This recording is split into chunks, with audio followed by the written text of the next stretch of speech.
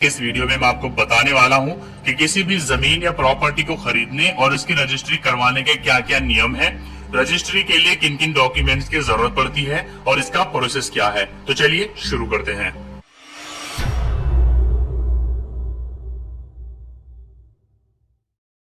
सबसे पहले हम बात करेंगे स्टाम्प ड्यूटी क्या है। स्टाम्प ड्यूटी एक तरह का टैक्स होता है जो प्रॉपर्टी और दूसरी तरह के लेन देनों पर लगाया जाता है। Sale deed, gift deed, partition deed, conveyance deed, property of attorney और लीज डीड जैसे डॉक्यूमेंट्स पर स्टाम्प ड्यूटी का भुगतान किया जाता है।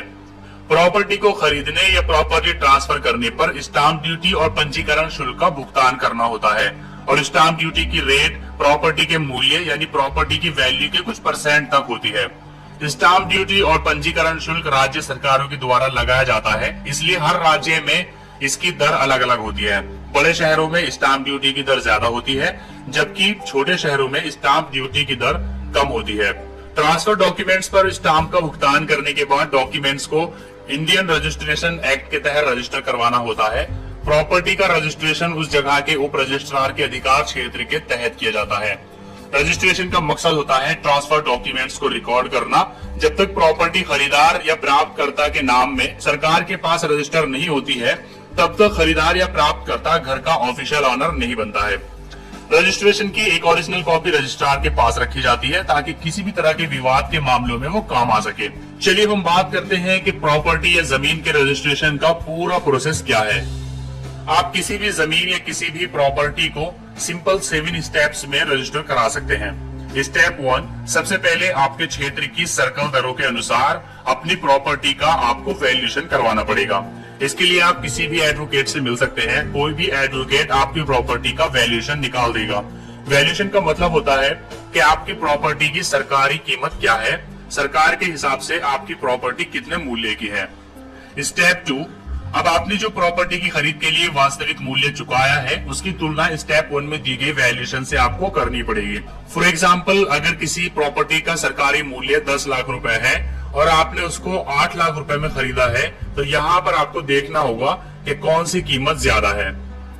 स्टेप 3, वैल्यूएशन यानी स्टेप 1 और खरीद मूल्य यानी स्टेप 2, दोनों में से जो भी मूल्य ज्यादा है उस पर स्टाम्प ड्यूटी कैलकुलेट होगी। स्टाम्प ड्यूटी की राशि की गणना आपके राज्य की स्टाम्प दरों के अनुसार होगी। फॉर एग्जाम्पल, अगर किसी प्रॉपर्टी की सरकारी कीमत 10 लाख रुपए है और आपने उसको 8 लाख रुपए में खरीदा है, तो यहाँ पर स्टाम्प ड्यूटी जो लगेगा वो 10 लाख रुपए के हिसाब से लगेगा।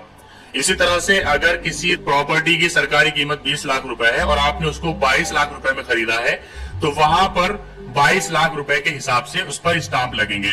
यहाँ पर आप एक बात समझ लीजिए कि सरकारी कीमत और आपने जो उसकी वास्तविक कीमत दी है उसमें से जो भी कीमत ज्यादा होगी उसी के हिसाब से स्टाम्प ड्यूटी लगेगी। स्टेप 4, अब स्टेप 3 में जितनी भी स्टाम्प ड्यूटी बनी है उतने मूल्य के आपको गैर न्यायिक यानी कि नॉन जुडिशियल स्टाम्प पेपर खरीदने पड़ेंगे।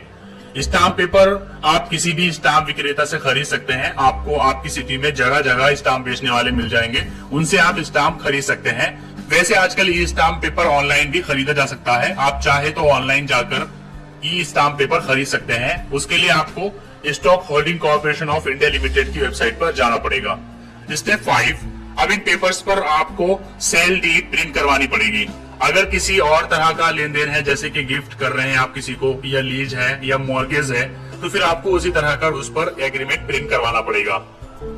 स्टेप 6, अब आपको उप पंजीकरण अधिकारी यानी कि सब रजिस्ट्रार के पास इन डॉक्यूमेंट्स को रजिस्टर करवाना होगा और साथ में 2 गवाह भी ले जाने पड़ेंगे। गवाहों का पहचान पत्र, डॉक्यूमेंट्स और फोटोज वगैरह सब साथ होने चाहिए।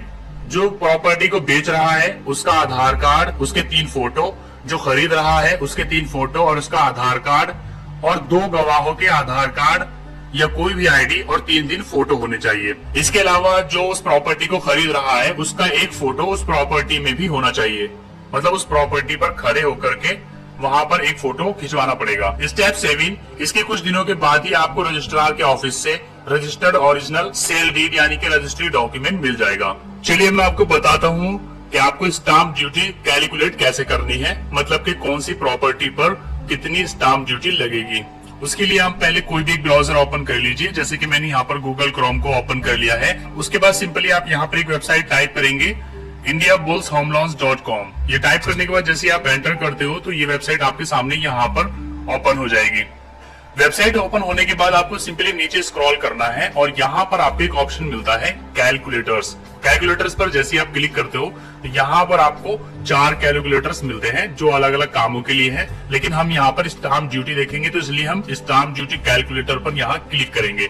स्टाम्प ड्यूटी कैलकुलेटर पर क्लिक करते ही आपके सामने यहाँ पर स्टाम्प ड्यूटी कैलकुलेटर आ जाता है। इसमें आपको सिर्फ 2 ऑप्शन मिलते हैं, स्टेट चूज करिए और पैसा डालिए कि आपकी प्रॉपर्टी की वैल्यू क्या है।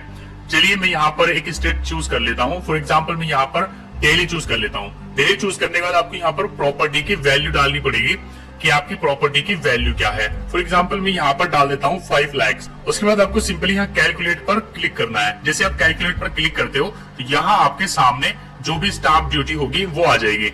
जैसे अगर आप दिल्ली में 5 लाख रुपए की प्रॉपर्टी परचेज करते हो तो उसके लिए आपको 25,000 रुपए की स्टाम्प ड्यूटी पे करनी पड़ेगी। इसी तरह से आप यहाँ पर कोई भी स्टेट और दूसरी भी चूज कर सकते हो। फॉर एग्जाम्पल मैं यहाँ पर उत्तर प्रदेश चूज कर लेता हूँ। उत्तर प्रदेश में हम एक प्रॉपर्टी परचेज कर रहे हैं, जो प्रॉपर्टी की वैल्यू है वो 10 लाख रुपए है, तो मैं यहाँ पर 10 लाख डालता हूँ। उसके बाद सिंपली आपको कैलकुलेट पर क्लिक करना है। कैलकुलेट पर क्लिक करते देखिए यहाँ पर आ गया, आपको 65,000 रुपए स्टाम्प ड्यूटी के लिए पे करने पड़ेंगे। तो ये एक सिंपल सा कैलकुलेटर है जिससे आप किसी भी स्टेट की स्टाम्प ड्यूटी को यहाँ आसानी से जान सकते हैं। आपको सिंपली यहाँ पर स्टेट चूज करनी है, सारे स्टेट्स आपको यहाँ पर मिल जाएंगे। उसमें से जोन से स्टेट में भी आपको स्टाम्प ड्यूटी देखनी है उसको चूज करिए, यहाँ पर पैसा डालिए और कैलकुलेट कर दीजिए। आपके सामने स्टाम्प ड्यूटी उसी स्टेट का आ जाएगा। तो दोस्तों आज के इस वीडियो में आपने जाना कि रजिस्ट्री करवाने के क्या क्या नियम है और रजिस्ट्री के लिए किन किन डॉक्यूमेंट्स की जरूरत पड़ती है और इसका प्रोसेस क्या है। अगर आपको ये वीडियो अच्छा लगा है तो इसको लाइक करिए, अपने फ्रेंड्स के साथ शेयर करिए और अगर आपने अभी तक हमारे यूट्यूब चैनल को सब्सक्राइब नहीं किया तो मैं आपको सजेस्ट करूंगा कि अभी सबसे पहले हमारे यूट्यूब चैनल को सब्सक्राइब करिए ताकि इस तरह के नए नए वीडियोस आपको रोजाना सबसे पहले मिलते रहे।